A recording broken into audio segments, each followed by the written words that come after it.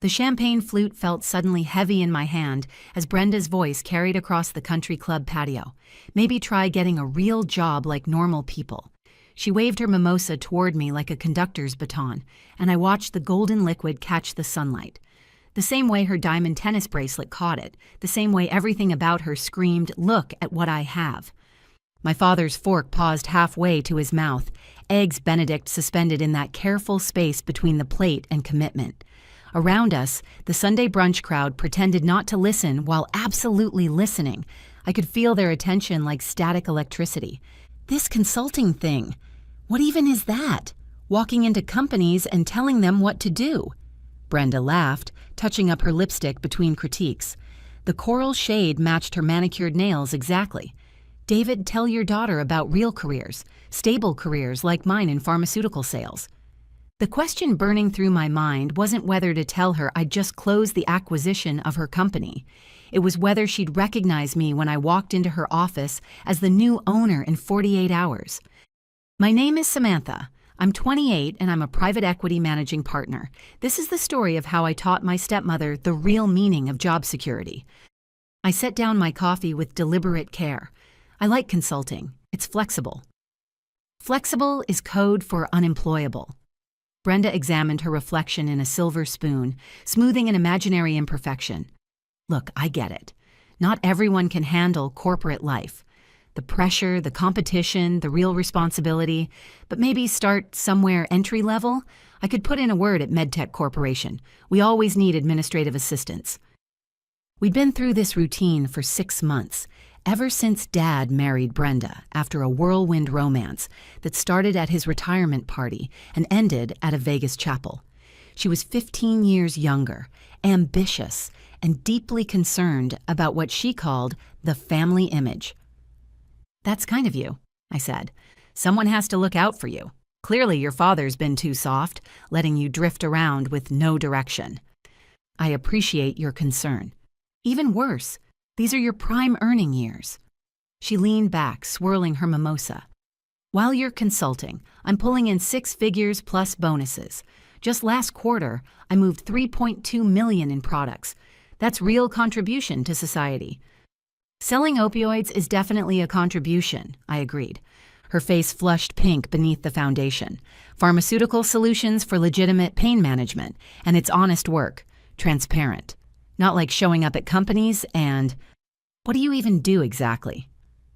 "Different things for different clients." "See? That's not a real answer. That's what people say when they're embarrassed." She turned to my father. "David, we need to stop enabling her. No more loans, no more bailouts when her little projects fail." "I've never asked Dad for money," I said quietly. "Because you're too proud, which is why you're still driving that embarrassing car and wearing whatever this is." She gestured vaguely at my simple navy dress. Dad finally spoke up. "Brenda, that's enough." "I'm trying to help her. Someone has to be honest. In the real world, the corporate world, appearance matters. Success matters. Stability matters." "You're absolutely right," I said. "Stability is important." She brightened. "So you'll let me set up that interview. Entry level, but at least it's a foot in the door. Show up on time, dress professionally, borrow something from me if you need to, and try to look interested when they explain the filing system." "I'll think about it." "Don't think too long. MedTech doesn't hire just anyone. Even for admin roles, we have standards." The irony was delicious. MedTech Corp, where Brenda had worked for 12 years, was hemorrhaging money from lawsuits over aggressive opioid marketing. That's why Sterling Equity, my private equity firm, had been able to acquire them for pennies on the dollar. We'd closed the deal Friday. Today was Sunday. Tomorrow I'd be walking into their headquarters as the new owner. The rest of brunch passed with Brenda outlining my many failures against her many successes. The time she'd won Salesperson of the Month. The conference in Miami where she'd worked with major players. The promotion she was certain was coming. "Regional Vice President," she preened. "My manager hinted it's in the works. Of course, with my numbers, it's obvious. I've been carrying my team all year." "Congratulations," I said. "See? That's what real careers look like. Linear progression, clear hierarchies. Not whatever you do.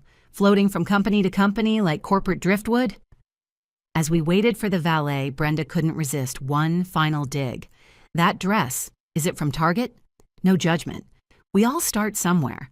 I remember when I could only afford discount stores, but that was before I got serious about success. It's comfortable, I said. Comfort is laziness disguised as a choice. Successful people embrace discomfort. That's how we grow. My Honda Civic arrived first, 10 years old, reliable, and apparently mortifying. The valet looked apologetic, handing over the keys. Brenda's leased BMW pulled up next, gleaming with implied superiority. "Think about what I said," she called out. "Real job, real future. I'm only hard on you because I care."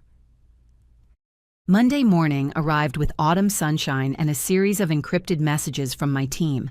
I dressed carefully, not the power suit Brenda would expect from a CEO, but a simple charcoal pantsuit that said competence without ostentation, the kind of outfit that could blend into any level of corporate hierarchy until you noticed the details, the perfect tailoring, the $800 shoes that looked like they cost $80, the Patek Philippe watch that appeared normal until you recognized the movement.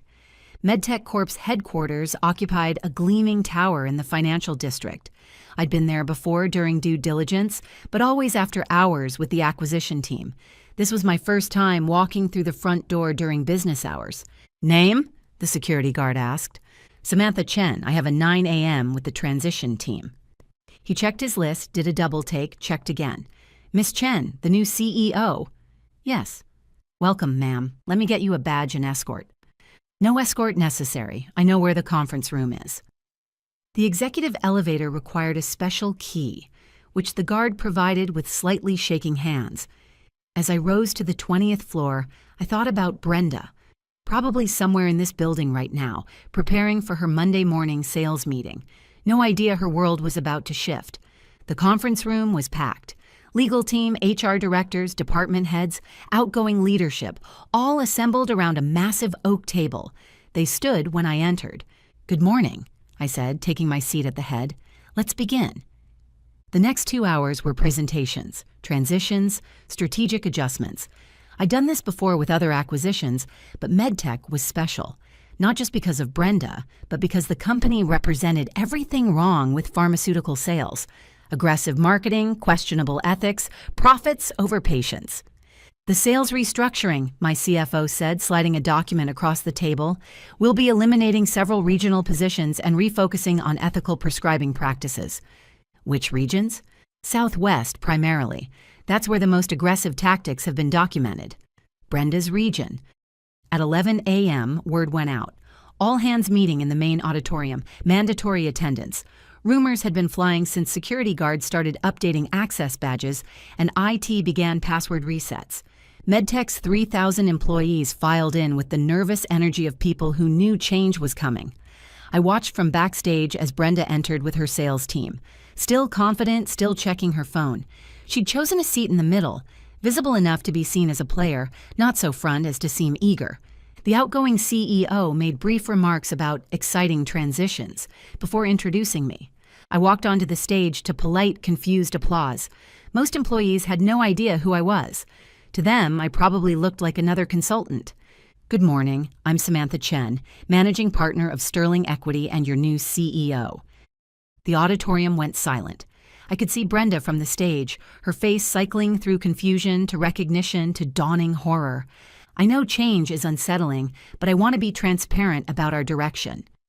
I outlined the vision: ethical practices, sustainable growth, accountability for past mistakes. Effective immediately, we're restructuring our sales division. The days of pushing volume over patient welfare are over. Some positions will be eliminated. Others will be retrained. Anyone who can't adapt to ethical selling has no place in our future. The auditorium buzzed.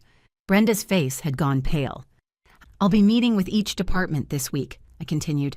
"My door is open.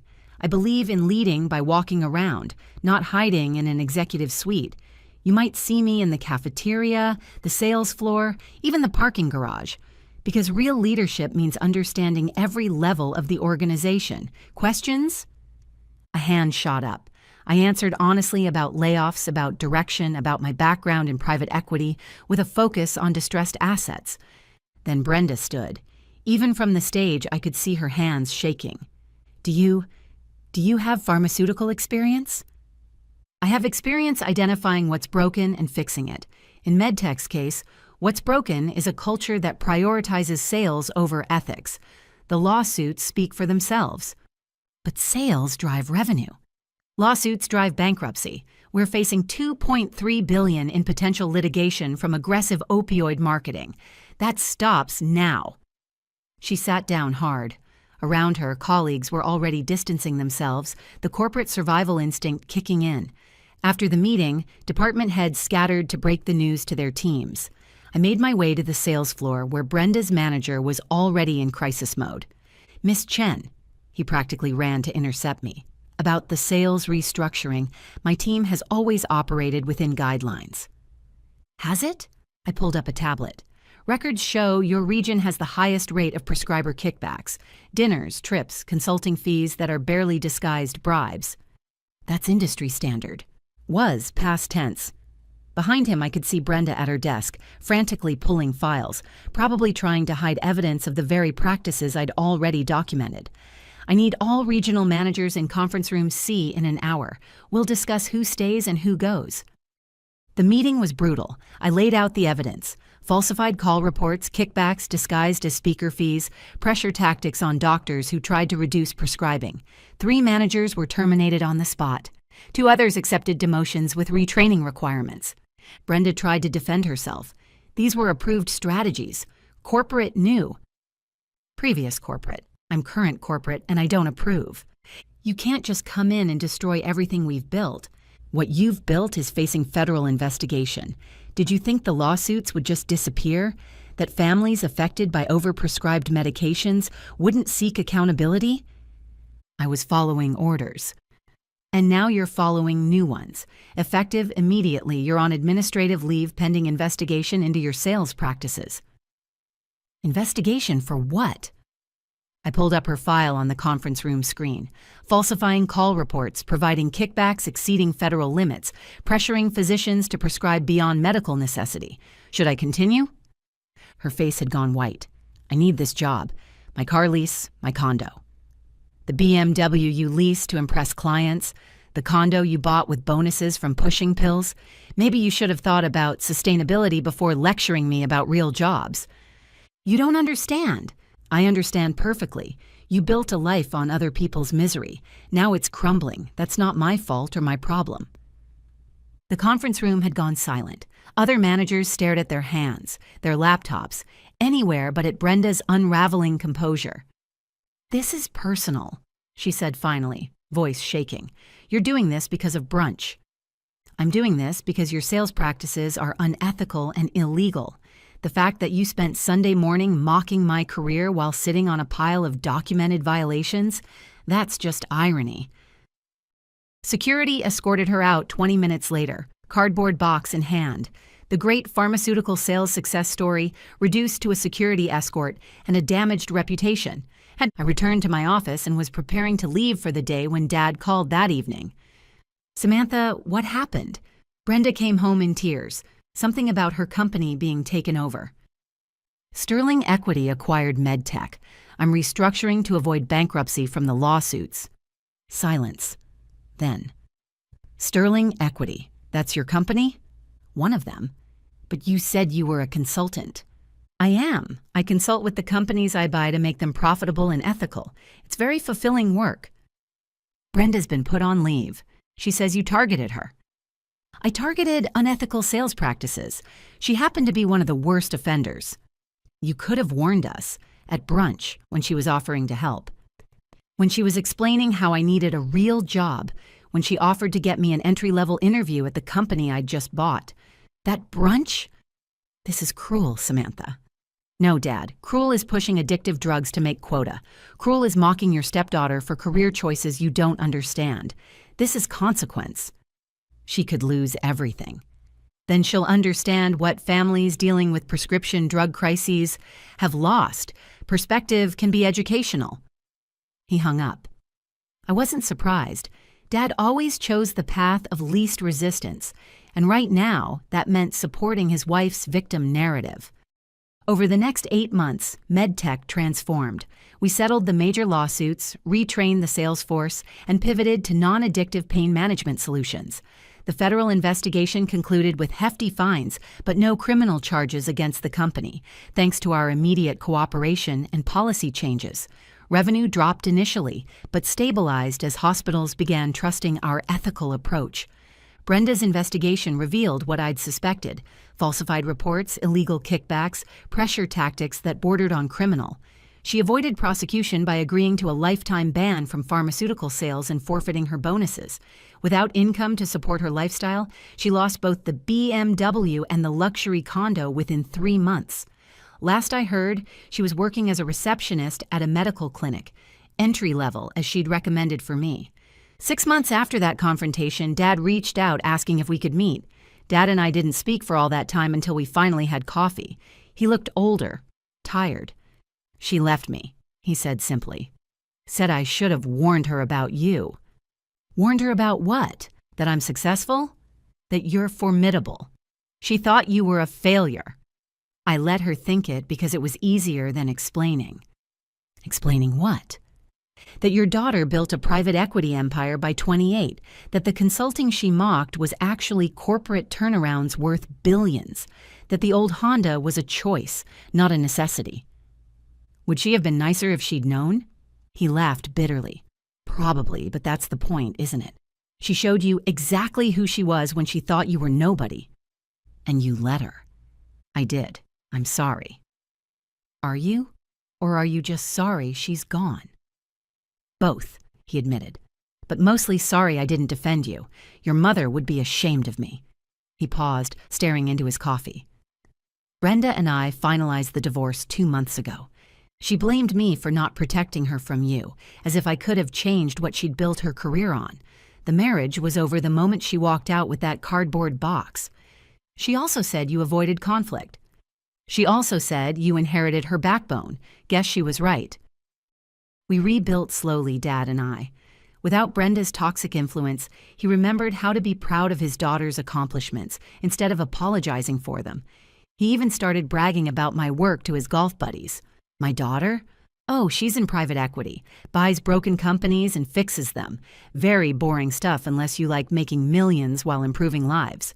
As for me, I kept the Honda. It runs perfectly, gets great gas mileage, and reminds me that real success doesn't need to announce itself. It just walks into conference rooms and changes everything. Here's what I learned from Brenda. People reveal their true character when they think you're powerless. She saw what she thought was a struggling consultant and showed me exactly who she was. Someone who measured worth by car leases and job titles, who confused aggression with ambition, who built success on other people's suffering. The best revenge isn't proving them wrong. It's letting them prove themselves wrong while you watch from a position they never saw coming. Sometimes wearing a simple navy dress, sometimes carrying a cardboard box. If this story resonated with you, hit that like button. You never know who else needs to hear it. Drop a comment if you've ever been underestimated by someone who should have known better. And subscribe because I've got more stories about what happens when people mistake quiet confidence for weakness. Before you go, here's a quick bonus for sticking around. If you love learning and growing like I do, you need to try audiobooks. I've got an exclusive deal with Audible.